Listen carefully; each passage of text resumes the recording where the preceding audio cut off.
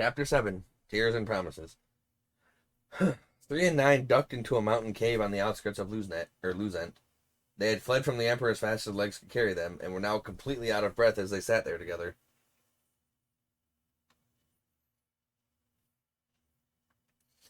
9 told 3 everything she had kept from him up until then. She told him about Ace, about herself, the details of her plan, and finally what really happened in that cave 3 years ago.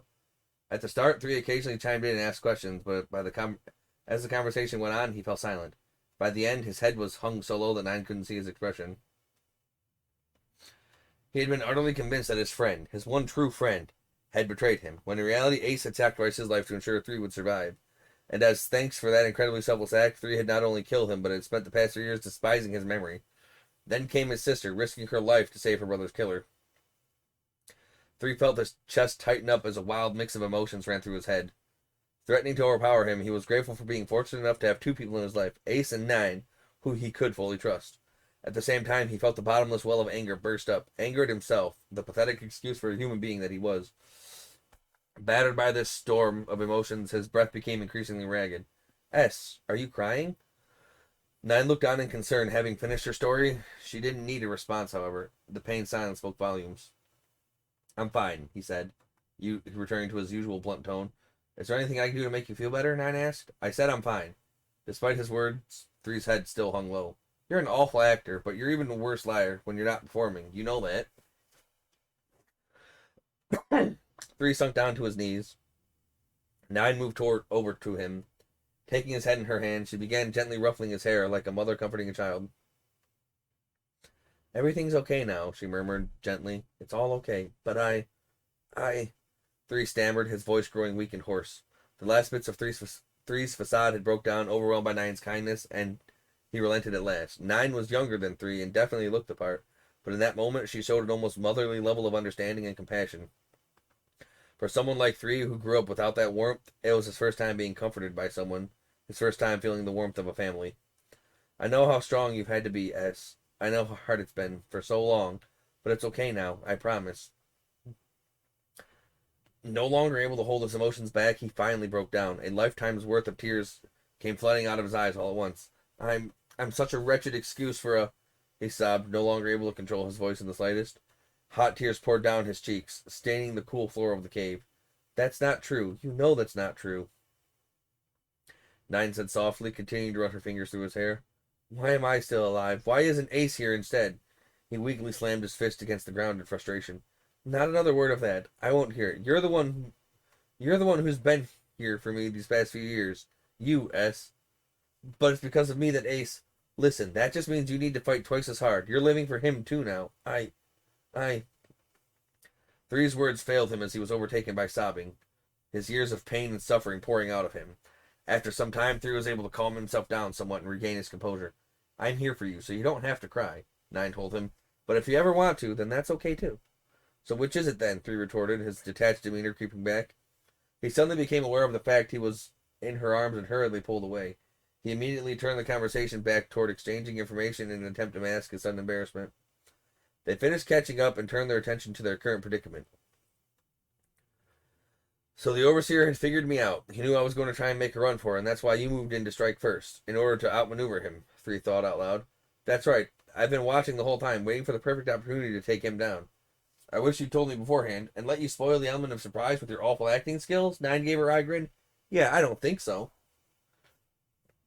3's face scrunched up a bit. Both 9 and the Emperor had caught on to his plan, so there was little room to defend himself in that regard. I chose the moment he'd be the most distracted, 9 continued, switching to a serious expression.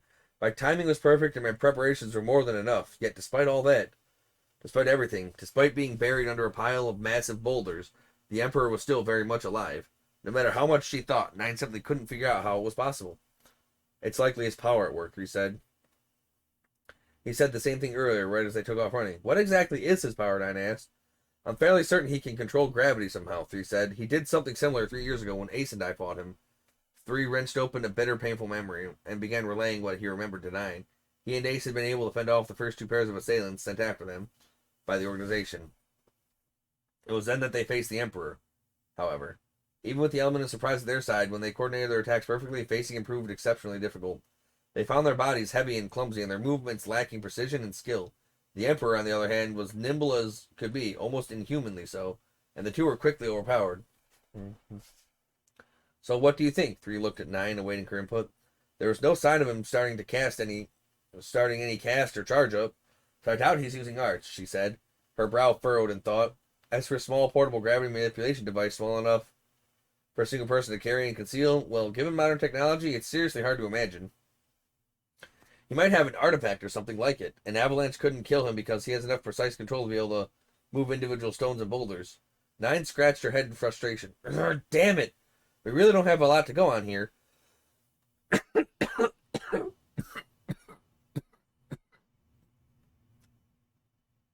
She paused, thinking a moment more, and then continued. In any case, unless something major changes, he's too powerful for us. Any attempt at a direct attack is going to result in our deaths.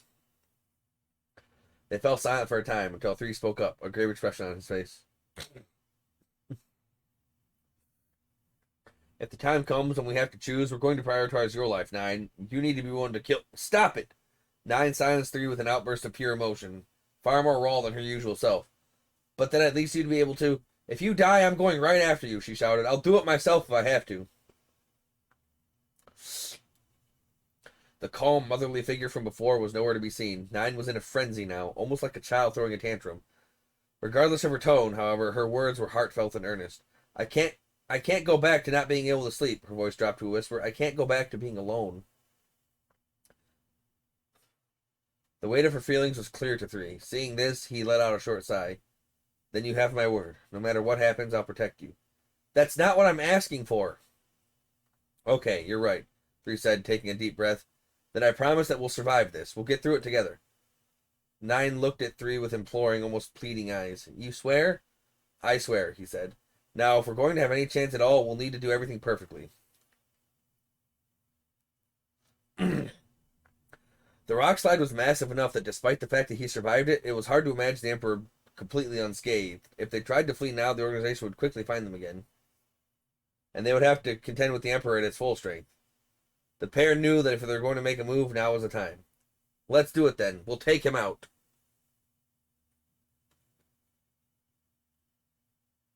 Yeah, we're going to take him out. We're going to beat his ass.